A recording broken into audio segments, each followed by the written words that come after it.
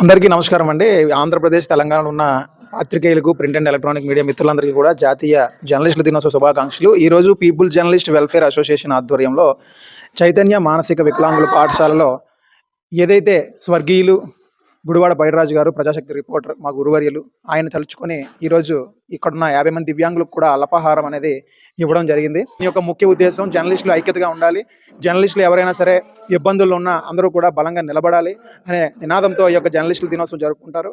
కావున ప్రతి ఒక్కరూ కూడా సేవా దృక్పథంతో ఉండాలనేది మా పీపుల్ జర్నలిస్ట్ వెల్ఫేర్ అసోసియేషన్ ముఖ్య ధ్యేయము. గురువర్యులు స్వర్గీయులు ప్రజాశక్తి విలేకరు గుడివాడ బైడిరాజు గారి ఇంటికి వచ్చి సందర్శించడం జరిగింది. మెయిన్‌గా మేము ఆయన గురించి చెప్పాలంటే 7 సంవత్సరాలుగా మేము వృత్తిలో ఉన్నాము. ఆయన వెనకాతల మేము ప్రతిరోజు కూడా ఆయన చెప్పిన సూక్తులు పాటిస్తూ ఇవాళ ఇలాంటి ప్రజాప్రతినిధుల ముందు మేము మంచి పేరుతో ఉన్నామంటే ఆయన మాకు ఇచ్చిన గైడెన్సే. ఏదో ఆయనకి మేమేదో చేద్దామని కాదు, ఆయన రూపంలో వాళ్ళ ఫ్యామిలీకి మేము తోడున్నాము, ఆయన ఉన్నా లేకపోయినా మీరున్నంత వరకు మేము మీకు తోడుంటామని చెప్పడం కోసమే ఇవాళ మా కొత్తవలస మేజర్ పంచాయతీ ఉప సర్పంచ్ పెనగంటి మంగవేణి భర్త అయిన చెల్లయ్య గారి సహకారంతో 2 నెలల సరిపడా నిత్యావసరాలు వాళ్ళకి అందించడం జరుగుతోంది.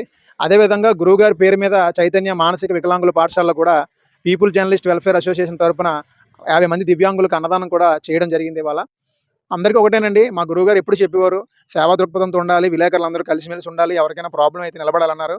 మేము ఆయన సూక్తులు పాటిస్తూనే ఇవాళ పీపుల్ జర్నలిస్ట్ వెల్ఫేర్ అసోసియేషన్ స్థాపించడం జరిగింది. ఆయన మాకు ఎప్పుడు ఒక వెన్నంటూ తోడుంటారని మేము అనుకుంటున్నాము. ఆయన ఎక్కడున్నా ఆయన ఆశీర్వాదాలు మాకు ఉంటాయని అనుకుంటున్నాం. దయచేసి అమ్మ మీరు మాత్రం ఎప్పుడు కూడా ఏ విషయంలో అయినా సరే గురువుగారు లేరని బాధపడాల్సిన పని లేదు. గురువుగారికి ఇంతమంది కొడుకులు లాంటి మేము ఉన్నాము. మీకు ఎలాంటి ప్రాబ్లం ఉన్నా, ఎలాంటి సిచ్యువేషన్లో ఉన్నా మీరు ఒక్క ఫోన్ కాల్ కొడితే మేము మొత్తం అందరం మీ ముందు ఉంటాము. గురువుగారు లేని లోటు మేము తీరుస్తాము.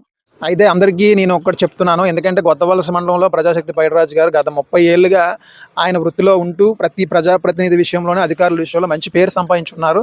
కొంతమందికి ఇంకా తెలియదు, స్టిల్ ఇంకా ఆయన బతికే ఉన్నారని కూడా చాలా మంది అనుకుంటున్నారు.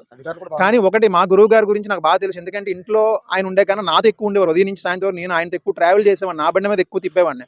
ఆయనకి ఎవరిని వెళ్ళి ఏదైనా అడగాలన్నా, ఒక అడ్వర్టైజ్మెంట్ అడగాలన్నా, అడిగింది మళ్ళీ అడ్వర్టైజ్మెంట్ డబ్బులు తీసుకోవాలన్నా చాలా మొహమాటంగా ఉండే వ్యక్తి.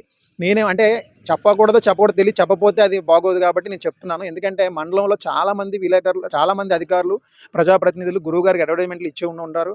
చాలా డబ్బులు ఉండిపోయి బయట అనేవారు అడ్వర్టైజ్మెంట్ల విషయాల్లో. ఎవరైనా సరే బ్యాలెన్స్లు ఉంటే మాత్రం మా గురువుగారికి డైరెక్ట్గా వాళ్ళ ఫ్యామిలీకి అందించాలని మనస్ఫూర్తిగా నేను కోరుకుంటున్నాను. ఎందుకంటే కుటుంబం ఆపదలో ఉందని నేను చెప్పను, కానీ ఒకటేంటంటే గురువుగారు పేరు సంపాదించారు కానీ ఆర్థికంగా బలపడలేదు, అదైతే మాకు తెలుసు. కాబట్టి కన్ఫామ్గా వాళ్ళ ఫ్యామిలీ విషయంలో ఆయన డబ్బులే మేము అడుగుతున్నాం. దయచేసి పత్రికా ముఖంగా అడుగుతున్నాను ఫీల్ అవ్వకుండా, మీ పేర్లు కూడా మేము చెప్పాల్సిన పని లేదు, మీరే స్వయంగా వచ్చి వాళ్ళకి ఇచ్చి ఆదుకుంటారని కోరుకుంటూ సెలవు తీసుకుంటున్నాను. Thank you.